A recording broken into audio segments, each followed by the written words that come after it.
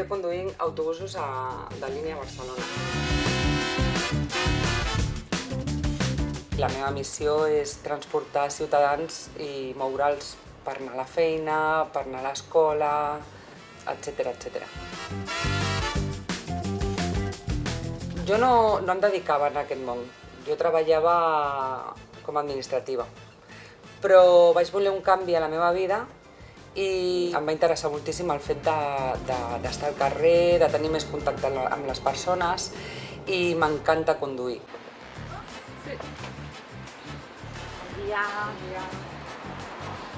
M'agrada conduir per Barcelona, així tot que cada vegada és més estressant. Doncs que les bicis, els patins vagin pel carril bus, que les persones vagin despistades amb el mòbil i això pot ocasionar un desastre un dia. És l'únic que no m'agrada, però més que res perquè és un tema que em posa molt neguitosa.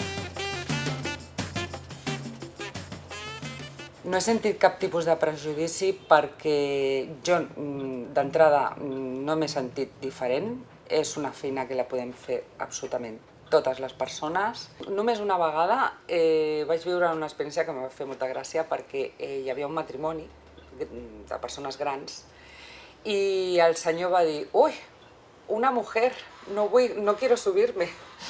Y la dona li va dir: «Anda, tira para adentro que todavía nos vamos a tener que esperar al siguiente». Però per la resta, la veritat és que superbé, la gent ho veu normal. I alguna vegada m'he trobat amb turistes que a nosaltres, a les dones, ens fan fotos i veus que t'estan fent fotos perquè ets una dona. Però a part d'això, la gent està molt habituada.